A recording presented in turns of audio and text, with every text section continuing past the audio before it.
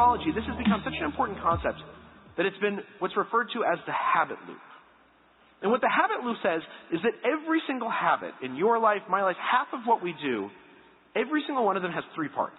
There's a cue, which is like a trigger for an automatic behavior to start. And there's a routine, which is the behavior itself. And then finally, there's a reward. And this reward is incredibly important because it's how our brain learns to latch on to a particular automatic behavior. I want to tell you a story about Starbucks. Is anyone here familiar with Starbucks? Anyone like it?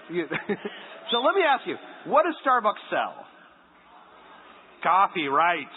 Wrong. Howard Schultz, the head of the company, says is, what we're selling is customer service.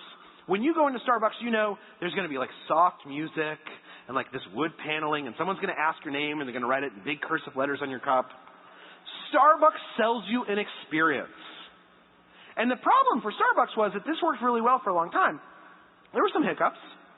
And the reason why is because most of Starbucks employees are high school students, recent high school graduates, college students. Now let me ask you, when you were 19 years old, did you make the best decisions in your life or some questionable ones? When I was 19, I was like an idiot for an entire decade. And for Starbucks, this was a problem because they kept on hiring all these people who they wanted to deliver customer service, and it turns out would act like they were 19 years old. And this wasn't a huge problem for a number of years until social media really took off. And I'm going to show you exactly how bad this can get. She was a loyal customer of Starbucks, loved the coffee, loved the service, but that changed a few weeks ago. This native New Yorker got steamed, not the light was inside her cup, but something written on the outside. And then when you looked at it, what'd you think? I was shocked. I didn't understand why. Why would they do that? Vicki Reveron is talking about this Starbucks cup. On the side, a Starbucks employee wrote what she ordered, a caramel frappuccino. But instead of scrawling her name on the side, she says he wrote the B word. It says Vic. My name is not Vic, it's Vicky.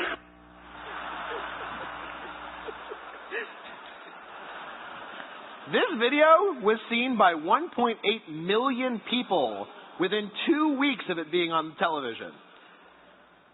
And so Starbucks goes and they do this investigation. What happened here? How could our system fall apart?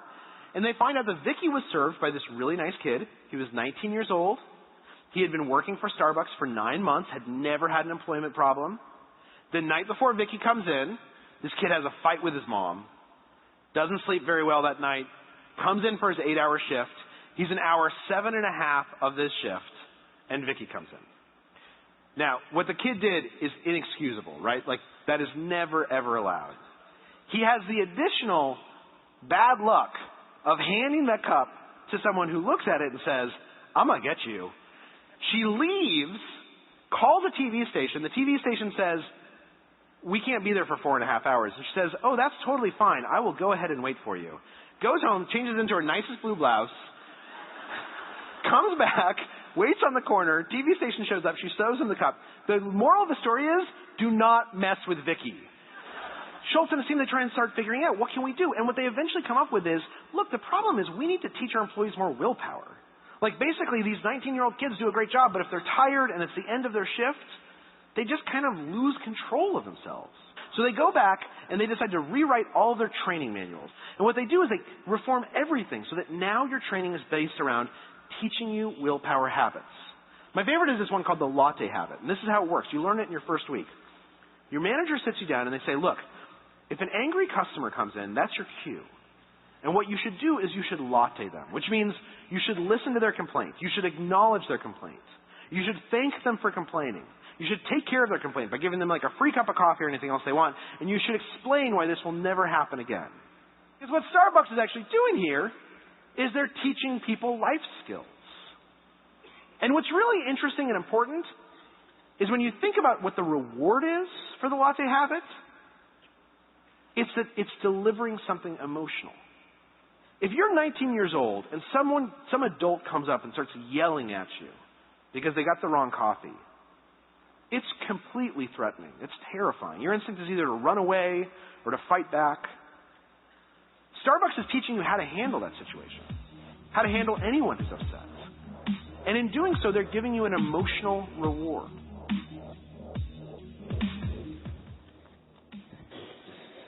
All right. Well, last week I was part of the winning side.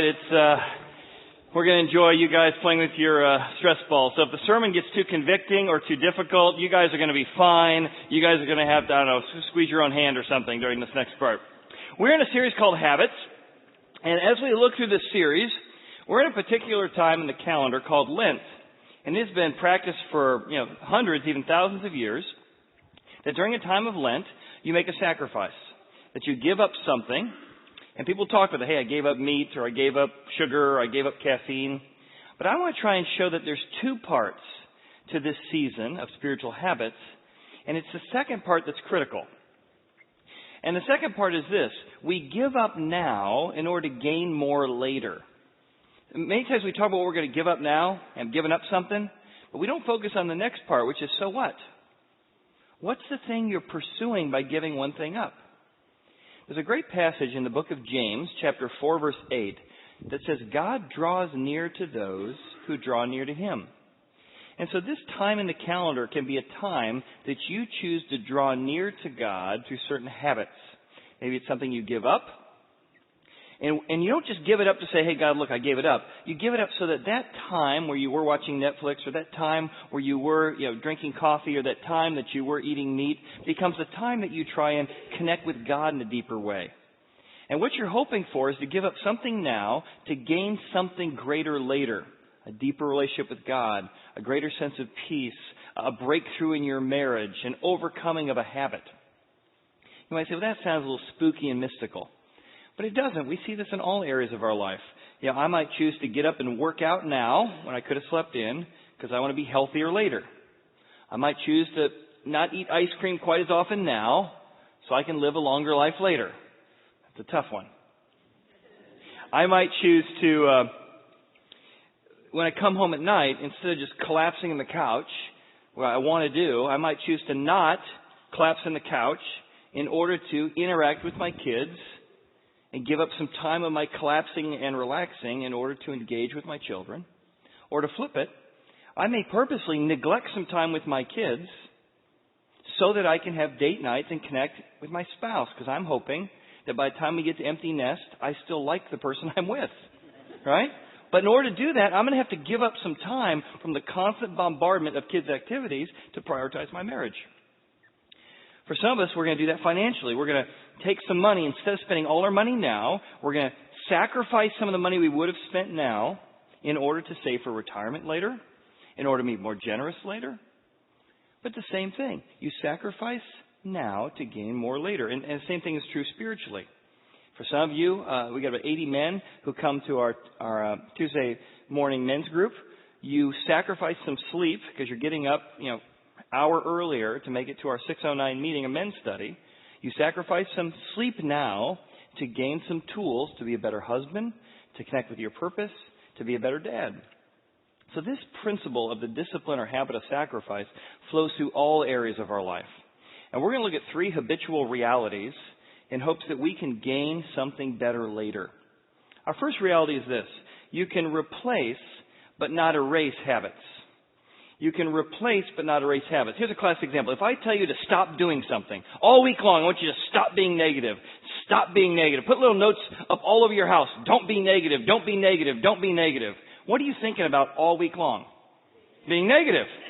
If I put signs all over your life, don't eat Twinkies, don't eat Twinkies, don't eat Twinkies. All week long you're thinking about Twinkies. You think, I haven't thought about Twinkies in 20 years, but now I'm focused on the not. You can't erase habits. You can't erase bad habits. You replace habits. Instead of being negative, I want to remind myself to encourage. Instead of having a critical spirit, I want to remind myself to replace that habit with being thankful and grateful and looking for the good. So this is a powerful spiritual reality talked about all through the Bible, that we replace, not erase, bad habits. So as we learned last week, there was a study done where they had some rats, and the rats went through the simplest maze ever, and their brains would kick on when there was a cue. And then, by the time this became a habit, it's like their brain went into dormant mode during the routine, and then their brain would kick on again once there was a reward. And they did studies of the rats' brains. And they found that if you want to change your habits and your choices and your routines, You need to focus on the cue and the reward, and that's a way to begin to replace habits. I'll give you an example. So at January, I don't usually make New Year's resolutions, but I thought I really want to practice the discipline of thankfulness more. So I thought, well, how am I going to remember to do that? So for me, in our first service, which is 100% different, our equipping service, 100% different from this service. So if you haven't been there on Saturday night or Sundays at 8:50, we do praise and worship during that time. We do verse-by-verse Bible study during that time. It's 100% different from the service. And so we just went through a whole series on the book of 1 Thessalonians. And so we gave out memory verses for people to memorize. I thought I'd like to start the habit of being thankful, and I'd also like the habit of memorizing the Bible. I thought, when am I really going to fit that in? So I took this card, and I put it on my dashboard right over my speedometer. Every morning, I have the same habit. I get in the car, I put it in reverse, I pull out, and just as I'm taking off, instinctual, I press the button, and talk radio comes on, and I sort of zone my way to work, listening to talk radio, and the reward of something maybe interesting or something funny comes on as I'm driving to work. So I thought, I'm going to use the same cue and the same reward, but I'm going to change the routine. So I got in my car, I would instinctually back up, turn on talk radio, and I'd look at my speedometer, and I'd go, oh, the scripture. That was my cue. I would then immediately turn off the radio, the button I just pushed, and I spent the first mile memorizing the scripture. So I sort of looked at it, go over it in my head as I was driving. And then what I would do is I would take the rest of the drive to work, and I would just thank God for things. God, thank you for, my marriage and what's going on well in my marriage. Thank you for my kids. I pray for my kids. I thank God for all the things, the breath I have. And I've just got my brain focused on it. I got to the work every day, and I had the same reward. I was intellectually challenged. I had the same reward, some joy in my life, but I used the cue of touching that radio to create that discipline. My wife and I went on a date last Tuesday, and as we're coming home, I said, I just can't believe after 2 months of doing this how grateful I feel. But I didn't replace a habit. I didn't erase a habit. I replaced the habit. That's why I was able to do it.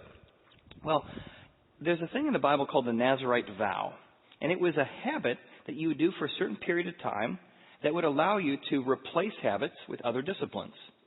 So a guy named Paul, who started the church, most of the churches we know today came from this guy named Paul.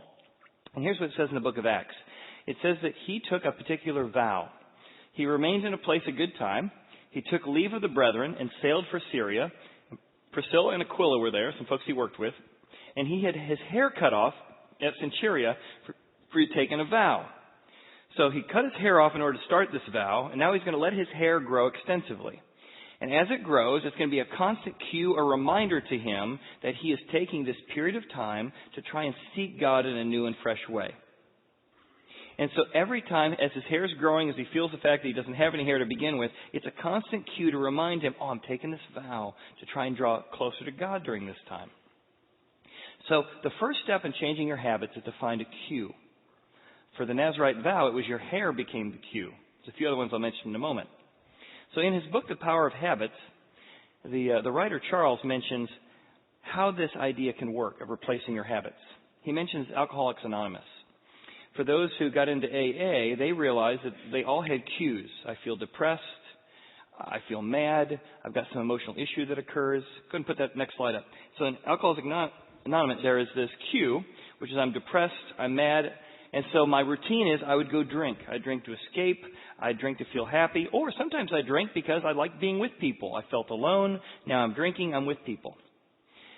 And they found the success in breaking that habit was to keep the same cue. In other words, you would write out and discover your cues. When I get depressed, I drink. When I'm lonely, I drink. When I'm bored, I drink. Then they would replace that routine of drinking with someone to call. You call your sponsor. And when in talking with the sponsor, you'd get some of the same rewards. Somebody cares about me. I'm not alone. I get to talk about my issues. I get to escape for a little bit.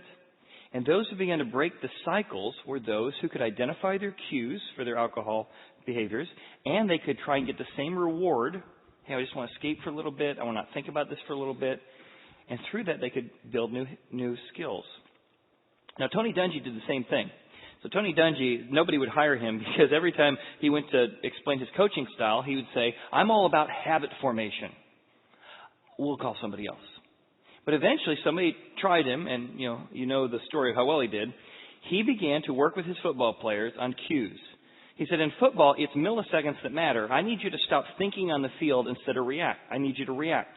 I need to be such a habit of knowing what to do in a football game that you're a little bit faster than the other team. So he'd work with the linebackers. He'd work with the different players. He'd say, what's the cue? As soon as you see the guy next to you or across from you, as soon as you see his foot move, it moves this direction or it's turned this direction, you immediately go right. Don't think about it. Go right. He drilled this. And that became the success of his coaching style as he began to teach same cue, but it used to be, I see the guy's foot, then I look around and I think, do I do this, this, or this? Then I choose to do that and I do it. He began to drill into them, get rid of the thinking stage, make it a habit. When this happens, you go. And that's how they end up winning. He did not erase habits. He replaced them with this new one. And we show you why God was so brilliant in this. The second reality we see is that you don't erase habits, you replace them. The second one is that cues give your brain clues on how to change your habits. So the secret to changing your habits is to focus on what are your cues. In the Power of Habit book, they did a study and found that those who were able to change their habits identified in advance the cues they were going to see, and they decided in advance that when this cue occurred, here's how they'd react. Think of the Starbucks example. When somebody complains, that will be my cue. And I've decided in advance, instead of getting mad or writing things on the cup that I shouldn't write, I've been trained on how to do the latte experience. So in advance, I know the cue. In advance, I choose the routine. And in advance, I know the reward, which is I get to keep my job. And I feel good that I was able to diffuse somebody who was angry. I didn't let somebody control me. I was actually had some self-control. Well, this comes right out of the book of Daniel. And most people know Daniel's the guy in the lion's den, but long before that, he was a teenager who got ripped from his homeland. His temple was destroyed. Many of his friends were killed. Barbaric destruction by Babylon. And he gets drug off. And on his way to Babylon, he knows he's going to be asked to participate in things that he shouldn't do. Things that are not according to the Jewish custom. He's going to be asked to eat things that are not kosher. So on his way, on the journey to Babylon, as he's in captivity, he makes some decisions ahead of time. And he chooses the cues ahead of time and decides what he's going to do. And here's what the passage says. Daniel purposed in his heart, he made a decision in advance, that he would not defile himself with a portion of the king's delicacies. He goes, before I get there, when the king offers me his unkosher food, I'm deciding in advance I'm not going to eat it. Nor with the wine which he drank. Therefore he requested, I'm going to instead request of the chief of the eunuchs that he might not defile himself. So in advance he said, when that cue comes, instead of sort of giving in the pressure and, oh my goodness, will they kill me? If they do, they don't. I'm going to instead request an experiment he does. He turns to his boss and says, listen, you get in trouble if I don't look healthy, right? So how about this? We do an experiment. How about I eat my kosher food for 6 weeks, you let the other guys be the control group and they eat your food for 6 weeks. At the end of 6 weeks, see who's healthier. He does it in a respectful way. He does it in a kind way. He says at the end of 6 weeks, if I'm not healthier, eating my way, then I'll go ahead and give in to your system. And that's what they do. And sure enough, 6 weeks later, Daniel is healthier and he's able to continue this pattern. But he was able to face temptation because in advance he picked the cues that would be the clues to what he was going to do. That was his secret. Now, back to the Nazirite vow. There's this word in the Old Testament called plea. It's a Hebrew word, plea. It's a weird word. It's hard to know even how to translate. So when you go to take a vow to sacrifice something for a period of time, you're making a plea to God. Here's where it says it. The Lord said to Moses, speak to the children of Israel. Say to them, when either a man or woman consecrates an offering, and that's the word plea, when you plea an offering to God to take a vow of the Nazirite, you separate yourself to the Lord for a period of time, and that's a plea. So it's a special purpose or a time in your life when you choose to change habits in order to seek God in a new way. What does the word plea mean? Well, interesting. The same word is used later in the book of Judges when Manoah, that's Samson, if you remember big old Samson with his long hair, he took a Nazirite vow. His parents had been barren for many, many years, and they prayed that God would bring them a son. And God does. And so they bring a sacrifice to God, and they say, God, here's a young goat with a grain offering. And they offered it upon the rock of the Lord. And God did a wondrous thing while Manoah and his wife looked on. It describes this. God makes this fire appear and this amazing miracle occurs. Now, that is the exact same word, wondrous thing, as used of consecrated. So in other words, when God did a miraculous thing, it was called a plea. God says when you choose to change your habits for a period of time, to say, I'm trying to seek God. I don't even know who God is. I'm not even sure He's the God of the Bible yet. But if you just say, I'm going to purposely seek this God, God describes that as a wondrous thing. That if everything God has going on in the universe, He stops and pauses to say, wow, I love the way you're trying to seek me, even if it's for the first time. I love the way you're asking questions. I love the way you're giving voice to your doubts.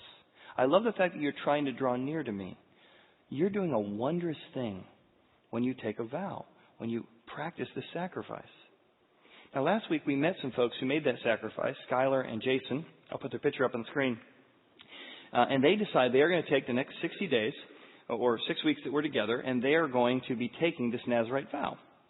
And what's amazing is Jason had told me when we began this that his hair grows fast. I didn't realize how fast it really grew. So we took a picture of them. I'll show you. It's really amazing 1 week later how much this is really growing. They've been drinking Miracle Grow or something. I don't know what that is. Well, they probably won't look that way in 6 weeks. But here's what I want you to notice. When you took the Nazirite vow, some people took it for years. The 7 years vows have been recorded. There's 1 year vows. But often it was a period of time, maybe 60 days or 90 days. But those who took it, see how your hair would get in your way? You'd be scruffy. You'd have a constant cue, wouldn't you? Oh, my, get this out of my hair. And God built this into this vow so that you would remind yourself, and you'd have a constant cue to remind you, this is a time I'm trying to seek God's will for my life in a deeper way. Now, I remember several years ago I took a vow. You can put a picture of me up on the screen. And it was an interesting time because my hair had never grown out that far before. But and my hair changes color a little bit in the summer because blonde. And so let me show you a little bit what happened when I took the vow. It was pretty amazing. Just really grew out in an incredible way. So I joke about it, but I want you to see how that cue would be a constant reminder.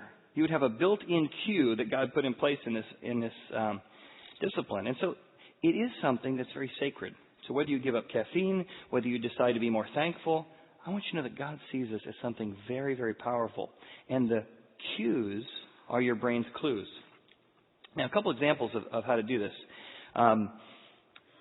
This week I practice fasting. So our leadership team, our exec board and elders, once a year we take a full day, 24 hours, and we go without food. And in our discipline guide or our habits guide, we mention every Tuesday that's a habit you might want to try. Just skip one meal, not a whole day, just one meal. We did a whole 24-hour fast as a leadership team. And so when your hunger pains come, that becomes a cue. My typical cue is I'm hungry, therefore I eat.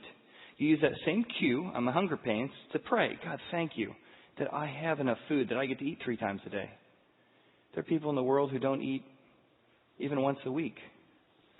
There's places in the world that mothers make mud sandwiches out of mud and give them to their kids just so they won't have hunger pains. God, oh my goodness, thank you for all the meals I eat and forget to thank you for. So that's a way to use fasting. Now, that might be like a black diamond for you. I don't want to try giving up a meal, and that's fine. There's lots of little disciplines in here where you can come up with cues. Here's one for prayer. All of us have a cue built into our wallets, right, or into our pockets, which is our phone.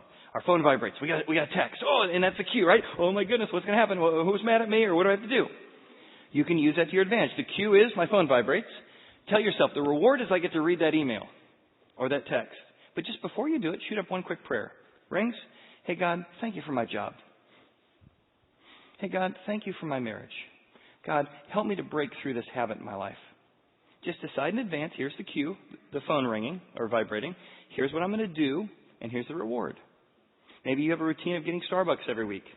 And so you grab the Starbucks, you sit down, you relax, you take a drink. Just add one thing. I'm going to sit down, and before I allow myself to take a drink, I'm going to pull out the discipline guide or the habit guide, and I'm just going to read one verse of Scripture. God, I want to do all things without grumbling and complaining. And take a sip of the Starbucks. You're going to insert these little spiritual habits into your routines in a way that becomes a habit. So that's how we use these cues. Now, I've never shared this publicly, so this is sort of a big day for me. I used to have a 12-a-day habit. Now, this goes back, man, how long ago was that? 12. So it was 96. I had a 12-a-day habit. I worked in Cumberland, which is in Atlanta. I worked at a church called Buckhead Community Church. And on my way home, I always passed by the Cumberland Mall. And again, that's a cue for some of us. and we drive in. So I didn't have that temptation, but I always drove past this particular restaurant.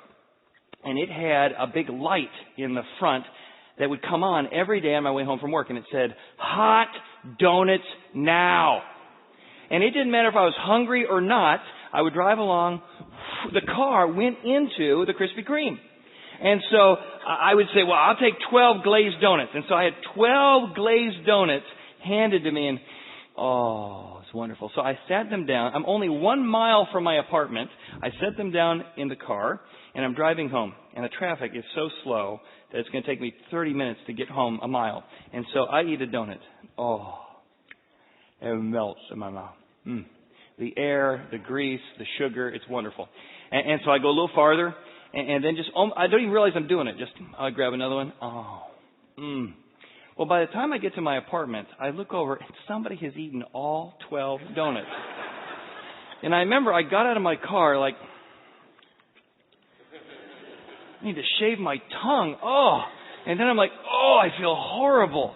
I just ate 12 Krispy Kreme donuts in the space of 1 mile. What is wrong with me? And I come home with the empty box. My wife's like, you got Krispy Kremes? Do you have any? No, I don't have any Krispy Kreme donuts. I didn't eat Krispy Kremes for 3 years after that day. It was so traumatic how bad I felt.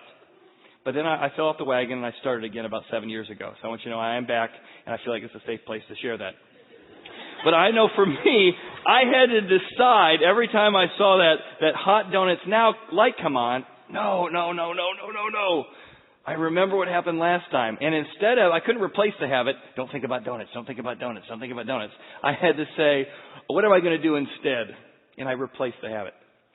The third piece I think is critical to understand is that rewards can't be ignored. Rewards can't be ignored. We have this idea that rewards are somehow bad. But that's not the case at all. God has built in rewards. If you read the Sermon on the Mount, which is Matthew chapter 5, 6, and 7, there's actually constantly a reference to rewards. Jesus says, great is your reward. Blessed are you when you mourn. When you mourn, there's a reward. You will be comforted. Blessed are you when you hunger and thirst for righteousness. Reward, you will be filled. Great is your reward for those who follow me. So God knows that we're driven by rewards. So Jesus' parables are constantly filled with ways God wants to reward you. So one day, Jesus and his disciples come across a family that has a really bad situation. Horrible situation, and they cannot change. They can't break the pattern. So here's what happens. Jesus turns to this father whose son has this issue and says, if you can believe, all things are possible to him who believes.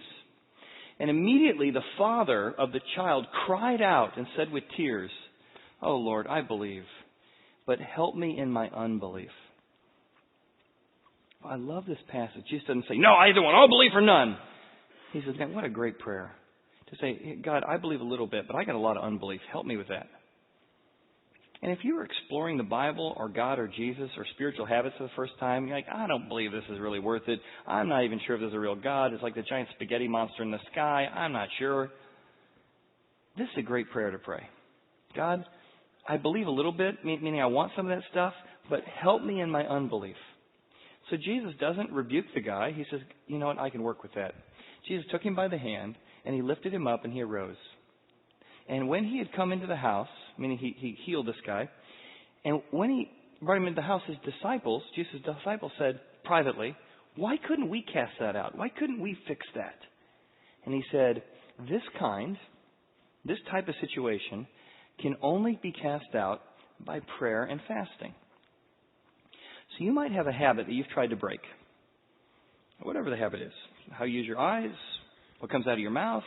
You've got a habit and you cannot cast that habit out. And you've tried it all. Jesus says there's a spiritual reality, a power source you can have access to if you first practice the discipline of prayer and fasting.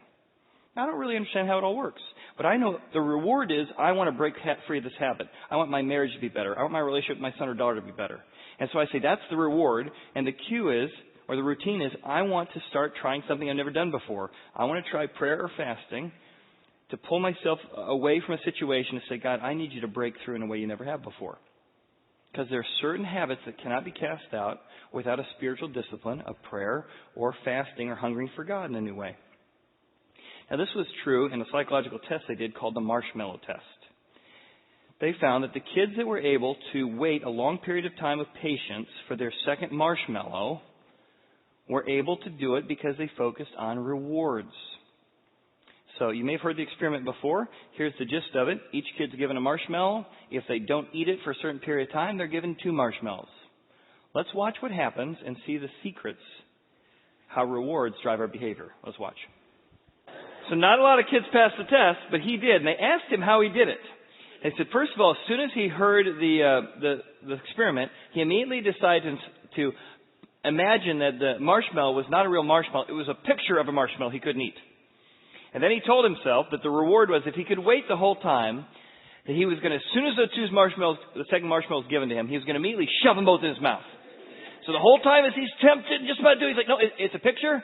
And the reward is if I wait, I'm going to shove both those in my mouth. And it's going to be such a wonderful moment. And sure enough, as soon as he got them, boom, he shoved them in. Well, in the same way, part of a spiritual discipline, or any discipline for that matter, is saying I want to focus on the reward. And the reward is when we get to this place, God, I am hoping for a breakthrough in my life, a breakthrough in my habits. I want to focus on, I want more peace. I want more self-control. I want more joy in my life. That's my focus. It's not eating caffeine, or not having caffeine. It's not eating meat. Nots don't work. It's, I'm doing this because I want a reward of a deeper relationship with God, more access to your power. So here's a few ideas. If you have your reflection guides, each day we have a series of exercises you can do that will take less than 2 minutes. These are real short exercises. Each day, I last week did the practice of hiring an imaginary realtor, so I took a whole truckload of stuff out of my basement to bring some simplicity into my life. This week has got some little verses to read, real simple ways to interact with God if you're not sure how to do that. Each day, take it 2 or 3 minutes. But let's decide ahead of time what the cues are, and ahead of time what the routine will be. Here's some ideas for that. Pick a cue. So yours might be, like I did, getting in the car. You're going to put stick a Post-it note, a memory verse on the dashboard. Or you're just going to say, think thankful. So every time you get in your car, think thankful. Turn off the radio. And you're just going to take the time you're already driving to work. Don't take phone calls quite yet. Take just an extra 2 minutes before you grab your phone. Even tell yourself, the reward is I get to use my phone. But I'm going to use 2 minutes to just thank God, to ask God to help, to ask God to break through in this area. Another cue might be you're sitting down with Starbucks. I'm not going to drink my beverage until after I've read from the Habits Guide, just 2 minutes. The cue might be turning on the iPad. I'm going to put on a new lock screen with a photo of the guide. And it won't check my Facebook until I've completed the activity. My cue might be, as I mentioned earlier, my phone vibrates, my calendar notification. I will only check my email after I've completed the study or just said a 1-minute prayer. Just imagine how many little short prayers you'd have in a given week. Or maybe your cue is you can go to uversion.com and you can sign up. It's free, and they can email you every day a little passage of Scripture that you can read in 1 minute. See, these are little things. But imagine the cumulative impact of these habits being put into your life. I mean, last week, we as a church packed 272,360 meals for starving children in Africa. They were just shipped off to Central Africa last week. Which means as a church, we have now over 1.3 million meals we have packed over the last 4 years. That's amazing. All because every year we start a discipline of let's gather 1,000 people together. Let's take $50,000 of our budget and say we're going to put $50,000 of our budget just toward feeding starving children. So when you give to our church, for example, and we don't do an offering because we don't want you to feel like we're after your money. We want you to go, I love what's going on here. I want to be part of that. But we started a discipline of taking a portion of our money and saying we're going to set aside a time every year to feed starving children. And now, 4 years later, 4 years though, we have fed over 1 million people, this group at Horizon, because of that habit. Imagine the cumulative spiritual impact in your life if you begin to put this in place. It'll be powerful. You give up now in order to gain more later. So here's my question. What will you give up, and what do you want to get out of it? Ask both questions. In order to do that, I'm going to invite the band to come up. And I want us to have an exercise together in discovering what this is. So as you came in today, you were given a piece of paper. And the paper has a lot of words on it, but I want you to have the side facing you that says Q. So you should be looking at it. It should say Q on the left-hand side, and there should be a dotted line down the middle. This is what you should see. Now, we did this experiment with lots of folks this week, and the first step is the hardest one. So if you get past the first step, we'll be doing great. So I'll demonstrate for you. You're going to take the side that says Q, and you're going to fold it toward the side that's blank, so you should see the word reward. And then go ahead and go right down the middle. That's what you're going to do. So this is how it should now. It should say reward. So again, you have it open to you where it says Q. You're going to fold from the left to the right on the dotted line, so it now says reward. Now there's a dotted line where it says reward. You're going to fold directly down on that dotted line where it says reward, and the word routine should now be facing you, just like that, routine. So again, see the word reward? Fold down. There's only one more fold. This isn't like high-tech origami here. Just one more fold. Reward. This is a little hard now. The dotted line, you're going to fold this third dotted line where it says routine.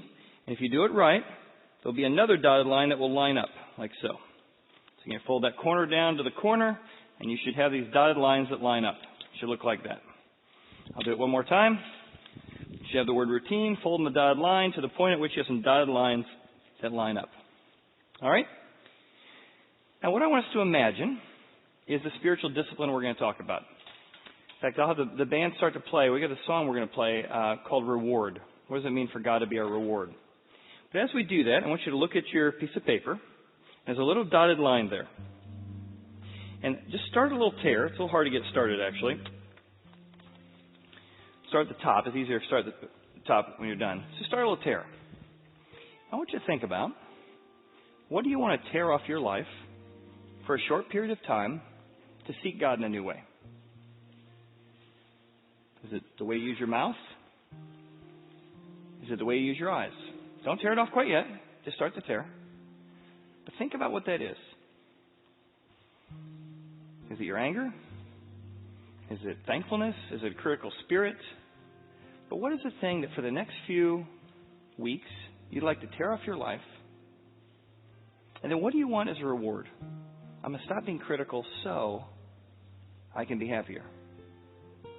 So I can be more thankful. So that I'm not dividing a wedge between me and the people in my life. I want to tear off defensiveness so I can be more open to feedback. So think about what yours is, and what mine is, and we're going to rip it together. Ready? Let's rip out down the dotted line. This is that thing that we want to try and give up and replace.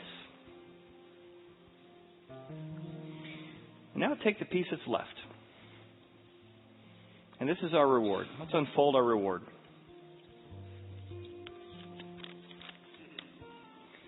That our hope is that by removing this from our life, we will have a little bit deeper understanding of God, a little bit deeper understanding of who He is and what He did. Maybe this becomes your cue this week. You set this next to your bed. Maybe you set it next to the mirror when you brush your teeth, and you say, my reward, God, is that I'm going to try and give up, replace one thing in order to find another. Think about that as we listen to the words of this next song about God being our very reward.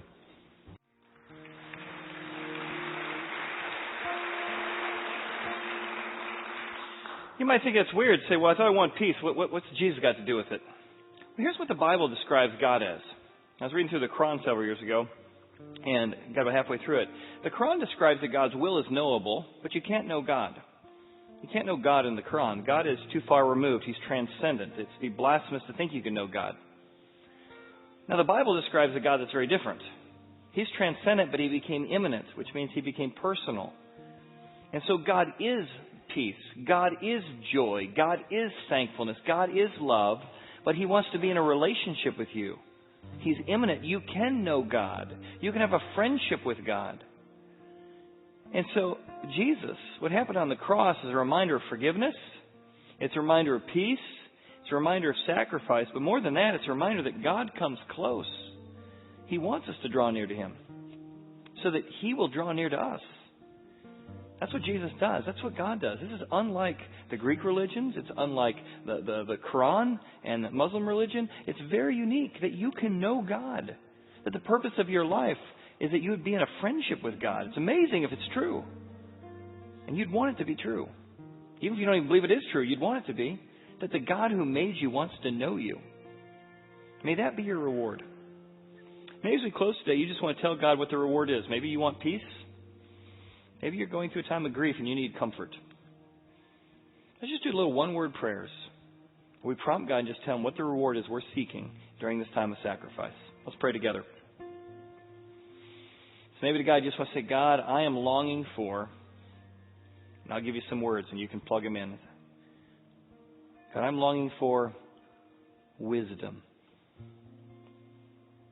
for some tough decisions. I'm longing for peace because of my anxiety. I'm longing for love because it's hard to love somebody in my life right now. God, my reward is hope because I'm feeling pretty discouraged right now. God, I need forgiveness because of what I did this week.